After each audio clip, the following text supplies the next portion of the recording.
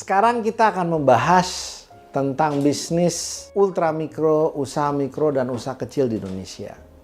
Karena sejujurnya kuliah di kampus gratis bukan menciptakan Anda untuk belajar mengenai usaha korporasi, kelas atas, usaha enterprise, atau usaha konglomerat. Kita justru ingin Anda kuat di usaha mikro, ultra mikro, usaha kecil, dan menengah juga. Ya. Nah, fokus kita sekarang ultra mikro, usaha mikro, dan usaha kecil di Indonesia. Untuk membedakan usaha ultra mikro, dan usaha kecil di Indonesia, sebenarnya sudah ada peraturan dan regulasi. Kita bisa merujuk pada kriteria yang diatur dalam Undang-Undang Nomor 20 Tahun 2008 tentang usaha mikro, kecil, dan menengah. Kenapa sih dibikin undang-undang secara khusus? Karena dengan adanya undang-undang ini, maka ada dasar bagi sebuah program pemerintah, bagi sebuah harmonisasi, atau bahasa kerennya dikoordinasikan biar enggak saling nyenggol-nyenggol. Semuanya ngarahnya bareng dalam membangun usaha mikro, usaha ultra mikro, dan usaha kecil. Ya, betul, sayang nyebutnya kebolak-balik ya. Harusnya ultra mikro dulu, mikro baru usaha kecil. Dan inilah yang menjadi pondasi dasar kelas menengah di Indonesia.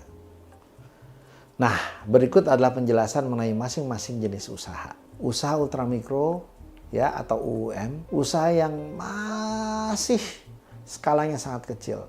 Seringkali disebut orang usaha informal. Kenapa? Karena belum terdokumentasi atau terdaftar secara formal. Formal maksudnya apa? Masuk ke sistemnya pemerintah. Biasanya pengusaha-usaha ultramikro ini yang sering dapat bantuan sosial.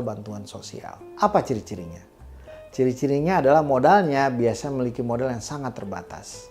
Pendapatannya sangat rendah dan seringkali hanya cukup untuk kebutuhan sehari-hari. Jadi orang-orang ultramikro ini kalau hari itu dia nggak jualan, dia nggak bisa makan.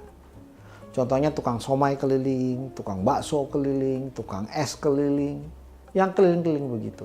Atau yang buka warung di pinggir jalan tapi warungnya cuma 1 kali 1 meter. Cuma jualan rokok aja.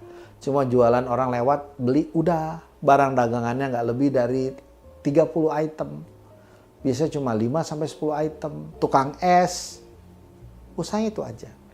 Hari itu dia nggak jualan, selesai sudah. Biasanya pembeli dia maksimal 50 atau paling banyak 70-80 orang dalam sehari. Pendapatannya sangat rendah. Skala usaha sangat kecil. Seringkali berupa usaha rumahan atau individu tanpa karyawan. Ya. Jadi saya bisa masukkan bahkan beberapa ojek online gitu ya ke dalam usaha ultramikro. Karena kalau dia nggak kerja, hari itu dia nggak makan. Mereka nggak ada gaji bulanan, mereka nggak ada penghasilan bulanan.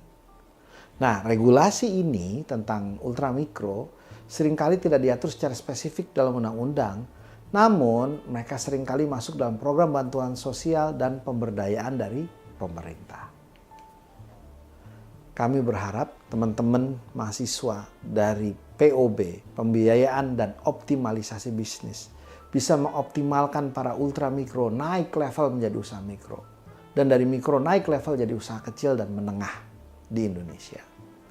Anda melakukan itu 56 juta pengusaha di Indonesia akan terbantu. Dan kami merasa bahagia atas kontribusi itu. Selanjutnya adalah usaha mikro. Usaha mikro adalah usaha produktif milik individu atau badan usaha perorangan yang sudah memenuhi kriteria dalam Undang-Undang Nomor 20 Tahun 2008 tadi. Yaitu apa kriterianya? Batasan modal dan omset tahunan. Usaha ini biasa beroperasi dalam skala kecil dengan jangkauan pasar lokal dan tidak memiliki struktur organisasi yang kompleks. Apa sih Pak struktur organisasi? Itu loh, kalau Anda dulu sekolah itu ada kepala sekolah, ada guru, ya, ada bagian administrasi, ada bagian tata usaha, ada gambarnya. Nah, itu struktur. Siapa yang di atas, siapa yang di bawah, siapa yang melakukan apa, siapa yang bertugas apa. Strukturnya belum ada, ya. Contohnya usaha mikro apa? Usaha kecil-kecilan seperti warung makan gitu ya. Selanjutnya kriteria dari usaha mikro. Kriterianya adalah pertama aset, Menurut undang-undang tadi, mereka memiliki aset maksimal 50 juta rupiah, namun itu tidak termasuk tanah dan bangunan tempat usahanya. Dan mereka memiliki omset tahunan maksimal 300 juta rupiah. 300 juta. Berarti kalau dia usahanya itu nggak buka tiap hari dong. Kalau buka tiap hari selama setahun, liburnya kapan? Prakteknya mereka buka tiap hari. Nggak ada warteg yang kadang-kadang hari tertentu tutup. Buka terus, ya. Nah kalau gitu hampir 1 juta dalam sehari. Karena 1 juta kali 300 hari ya 300 juta. Jadi kalau jualan mereka sudah sekitar 700-800 ribu per hari, itu sudah masuk mikro. Tapi kalau di bawah 700-800 ribu sehari, itu berarti masih ultra mikro. Contohnya tadi ya, usaha-usaha kecilan gitu ya. Usaha kecil-kecil seperti warung makan, toko kelontong, usaha kerajinan tangan, serta usaha rumah lainnya yang sekarang udah ada GoFood, ya, GrabFood, ya bisa kirim barang lewat online, catering online, yang biasa dikelola oleh individu atau satu keluarga dan ya keroyokan ngerjain rame-rame.